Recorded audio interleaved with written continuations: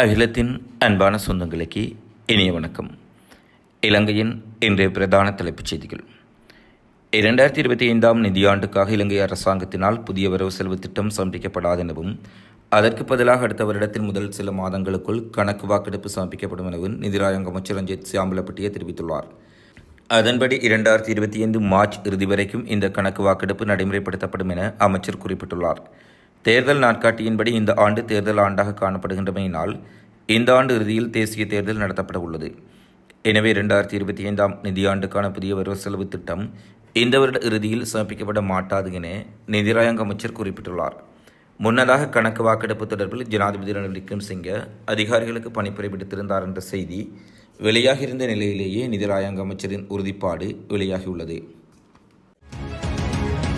மேல்மாகாண வீடமைப்பு அபிவிருத்தி நிதியத்தின் கீழ் குறைந்த வருமானம் பெறுவோருக்கு வழங்கப்படும் வீடமைப்பு உதவித்தொகையை மேல்மாகாண ஆளுநர் ரோஷான் குணத்திலக அதிகரித்துள்ளார்.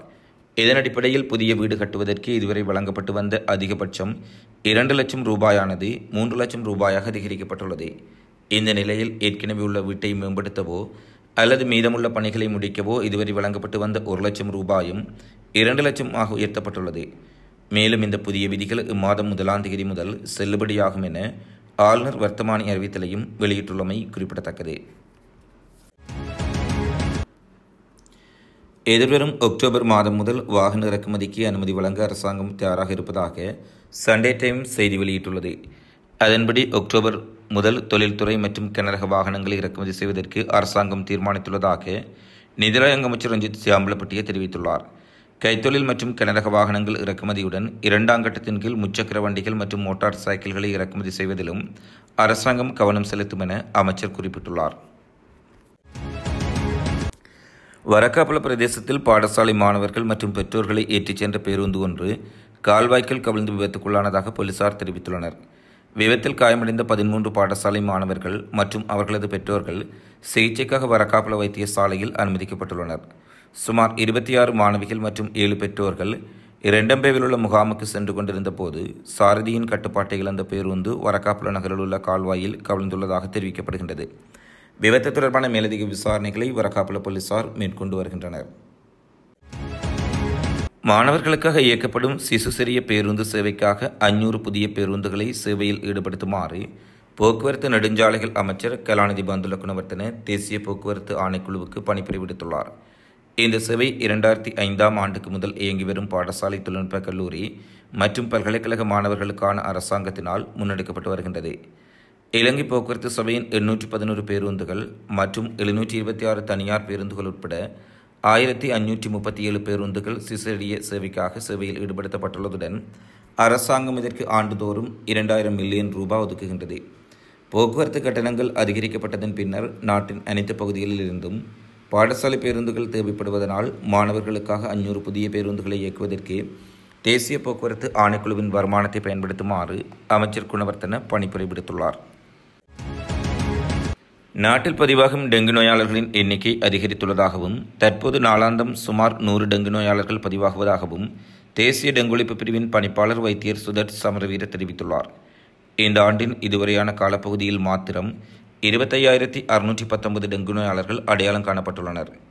இதற்குமே மேல் மாகாணத்தில் மாத்திரம் 9,348 டெங்கு நோயாளர்கள் பதிவாகியுள்ளார்கள். மேல் மாகாணம் மாத்திரமின்றி வடமேல், தென், சப்ரோகா மற்றும் மத்திய மாகாணங்களிலும் டெங்கு நோய் தொடர்பில் விசேட அவதானம் செலுத்தப்பட வேண்டும் என தேசிய டெங்கு ஒழிப்பு பிரிவின் பணிப்பாளர் வைத்தியர் சுதர்ட் சமரவீர தெரிவித்துள்ளார். பசன் பண்டிகை காலத்தில் விசேட பேருந்து சேவைகள் முன்னெடுக்கப்பட உள்ளதாக இலங்கை போக்குவரத்து சபை தெரிவித்துள்ளது. இதன்படி கொழும்பு, கம்பகா உள்ளிட்ட நகரங்களில் இருந்து மிகுந்தலை, தந்திரிமலை மற்றும் அனுராதபுரம் ஆகிய பகுதிகளுக்கு குறித்த பேருந்து சேவையை முன்னெடுப்பதற்கு தீர்மானிக்கப்பட்டுள்ளது. இதன்படி நாட்டின் முக்கிய நகரங்களில் இருந்து வரலாற்று சிறப்புமிக்க மிகுந்தலை, அனுராதபுரம் ஆகிய நகரங்களுக்கு வரும் மக்களின் வசதிக்காக உரிய பஸ் சேவை அமல்படுத்தப்படுவதாக இலங்கை போக்குவரத்து சபையின் தலைவர் லலித அல்விஸ் தெரிவித்துள்ளார். தமது பிரச்சினைகளுக்கு இதுவரையில் தீர்வு கிடைக்காத காரணத்தினால் இன்றும் பணிப்புறக்கணிப்பு போராட்டத்தை முன்னெடுக்க உள்ளதாக தொடருந்து இயந்திர இயக்குநர்கள் சங்கம் அறிவித்துள்ளது. பதவி உயர்வு வழங்காமை, புதிய ஆட்சேர்ப்பில் தாமதம் உள்ளிட்ட பல்வேறு பிரச்சினைகளுக்கு தீர்வு கோரி தொடருந்து இயந்திர இயக்குநர்கள் சங்கம் கடந்த 6ஆம் தேதி நள்ளிரவு முதல் இந்த பணிப்புறக்கணிப்பை முன்னெடுத்துள்ளது. 5 தொடருந்து முனையங்களில் 2 முனையங்களைச் சேர்ந்த 80 தொடருந்து இயந்திர இயக்குநர்கள் இந்த பணிப்புறக்கணிப்பில் ஈடுபட்டுள்ளதாக தெரிவிக்கப்பட்டுள்ளது. தொடர்ந்தும் 3வது நாளாக முன்னெடுக்கப்பட்டுள்ள இந்த பணிப்புறக்கணிப்பின் காரணமாக நேற்று 50க்கும் மேற்பட்ட தொடருந்து பயணங்கள் ரத்து செய்யப்பட்டுள்ளன. தொடருந்து இயந்திர இயக்குநர்கள் பணிப்புறக்கணிப்பில் ஈடுபட்டுள்ளமையினால் இலங்கை போக்குவரத்து சபைக்கு சொந்தமான அனைத்து பேருந்துகளும் இன்றைய தினம் சேவையில் ஈடுபடும் என அதன் தலைவர் லலித் டி அல்விஸ் தெரிவித்துள்ளார். தேர்தல் நெருங்கும் நிலையில் பட்டாசு உற்பத்தியாளர்கள் தங்கள் உற்பத்தியை தொடங்கியுள்ளார்கள். இந்த ஆண்டு அதிபர் தேர்தலோ நாடாளுமன்ற தேர்தலோ நடந்தால் பட்டாசுகளின் தேவை அதிகரிக்கும் என்பதால் உற்பத்தி அதிகரிக்கப்பட்டுள்ளதாக பட்டாசு உற்பத்தியாளர்கள் குறிப்பிடுகின்றனர். நாடளாவிய ரீதியில் மாவட்ட மட்டத்தில் அதிகளவான வேட்பாளர்கள் பொதுத் தேர்தலில் போட்டியிட உள்ளதால் அவர்களின் பல்வேறு சந்தர்ப்பங்களுக்கும் தேர்தல் முடிவுகள் அறிவிக்கப்படும் போதும் பட்டாசுகளுக்கு பெரும் கிராக்கி ஏற்படும் என அவர்கள் சுட்டிக்காட்டியுள்ளனர். தென்மேற்கு பருவமழை தீவிரமடையும் எதிர்வரும் காலங்களில் கண்டி நகரம் வெள்ளத்தினால் கடுமையாக பாதிக்கப்படும் என பேராதனை பல்கலைக்கழகத்தின் புவியியல் விஞ்ஞான பிரிவின் ஓய்வு பெற்ற பேராசிரியர் அதுல சேனாரத்ன தெரிவித்துள்ளார். அண்மையில் பெய்த மழையினால் கண்டி நகரின் பல இடங்கள் பல தடவைகள் வெள்ளத்தில் மூழ்கியிருந்தமை தொடர்பான விசாரணையின் போது கண்டி நகரை சுற்றியுள்ள முறைசாரா நிர்மாணங்களால் இந்த வெள்ளம் பாரியளவில் பாதிப்பு ஏற்படுத்தியதாக அவர் மேலும் குறிப்பிட்டார். மகாவலியுடன் கூடிய உயரமான இடத்தில் அமைந்துள்ள கண்டி நகருக்கு மழைநீர் மற்றும் ஏனைய கழிவுநீர் வெளியேற்றும் 2 பிரதான கால்வாய்களை அடைக்கும் வகையில் முறைசாரா மற்றும் சட்டவிரோத நிர்மாணங்கள் மேற்கொள்ளப்பட்டுள்ளதாக சிரேஷ்ட பேராசிரியர் தெரிவித்துள்ளார். பதுளை நகரின் பிரதான பேருந்து நிலையத்தில் ஈப்போசா பேருந்து மோதி பாதசாரி ஒருவர் சம்பவ இடத்திலேயே கால்களை இழந்துள்ளதாக போலீசார் தெரிவித்தனர். இச்சம்பவத்தில் பதுளை தெமட்டவில்தேன பிரதேசத்தை சேர்ந்த 56 வயதுடைய குடும்பஸ்தரே இவ்வாறு பாதிக்கப்பட்டு அனுமதிக்கப்பட்டுள்ளதாக போலீசார் குறிப்பிட்டுள்ளனர். குறித்த நபர் பதுளை நகரில் நாளாந்தம் கூலி வேலை செய்து பிழைப்பு நடத்தி வருவதாக தெரிவிக்கப்பட்டுள்ளது. சம்பவ தினமான நேற்று மாலையில் வீட்டுக்கு செல்வதற்காக பதுளை நகரின் பிரதான பேருந்து நிலையத்திற்கு நடந்து சென்று கொண்டிருந்த போது பண்டாரவளை டிப்போவுக்கு சொந்தமான இலங்கை போக்குவரத்துக்கு சொந்தமான பேருந்து இவரை மோதியதாக போலீசார் தெரிவித்தனர். பதுளை நகரை வந்தடைந்த பேருந்து பதுளை பிரதான பேருந்து நிலையத்தின் நுழைவாயிலிருந்து பேருந்து நிலையத்துக்குள் பிரவேசித்த போது பேருந்தின் முன்னெடுத்து சக்கரத்தில் அவர் சிக்கியதை அடுத்து அங்கிருந்த மக்கள் அவரை பெரும் பிரயத்தனப்பட்டு வெளியே எடுத்ததாக போலீசார் தெரிவித்தனர். பேருந்தில் மோதுண்டு பதுளை போதனா வைத்தியசாலையில் அனுமதிக்கப்பட்ட போது அவரது கால்கள் பலத்த காயங்களுக்குள்ளாக இருந்ததாகவும் 2 கால்களும் உடலிலிருந்து விலகி தொங்கியதாகவும் அந்த வைத்தியசாலையின் அவசர சிகிச்சை பிரிவின் சிரேஷ்ட வைத்திய அதிகாரி தெரிவித்துள்ளார். நுகர்வோர் அதிகார சபையில் விசாரணை அதிகாரிகளுக்காக ஏற்பட்டுள்ள வெற்றிடங்களுக்கு ஆட்சேர்ப்பு செய்வதற்கு விரைவில் நடவடிக்கை எடுக்கப்படும் என வர்த்தக அமைச்சர் நளின் பெர்னாண்டோ தெரிவித்துள்ளார்.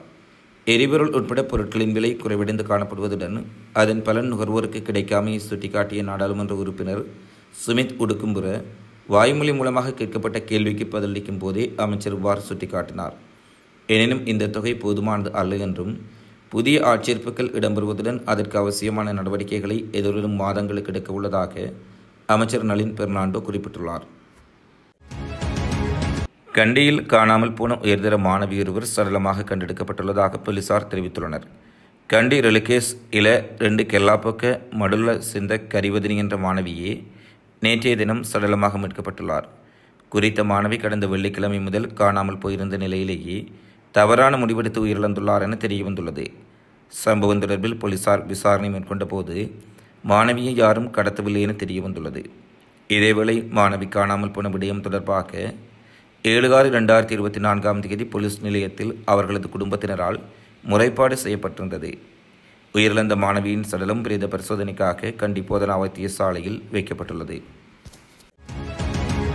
அரசாங்கத்துக்கு கிடைத்துள்ள வெளிநாட்டு வேலைவாய்ப்புகளில் 25% ஓய்வு பெற்ற இராணுவ வீரர்களுக்கு வழங்கப்பட்டுள்ளதாக பாதுகாப்பு இராயாங்க அமைச்சர் பிரமித பண்டார தென்னகோன் தெரிவித்துள்ளார். அதன்படி முதல் குழு இம்மாத இறுதியில் ஸ்டேல் செல்ல உள்ளதாக இராயாங்க அமைச்சர் மேலும் குறிப்பிட்டுள்ளார். மின்னேறிய காலாட்படை பயிற்சி நிலையத்தில் ஏற்பாடு செய்யப்பட்டிருந்த ஓய்வூதியம் மற்றும் மருத்துவ அடிப்படையில் ஓய்வு பெற்ற இராணுவ வீரர்கள் மற்றும் உயிர்த்தியாகம் செய்த போர் வீரர்களின் குடும்ப உறுப்பினர்களின் நலன் மற்றும் நிர்வாக விடயங்களை ஆராயும் நிகழ்வில் கலந்து கொண்டு உரையாற்றும் போதே பாதுகாப்பு இராயாங்க அமைச்சர் மேற்கண்டவாறு தெரிவித்துள்ளார். இத்துடன் இலங்கையின் இன்றைய பிரதான தலைப்புச் செய்திகள் நிறைவடைகின்றன. தொடர்ந்தும் இலங்கை செய்திகளை உடனுக்குடன் அறிந்து கொள்ள அகில ஊடகத்தோடு இணைந்திருங்கள். நன்றி, வணக்கம்.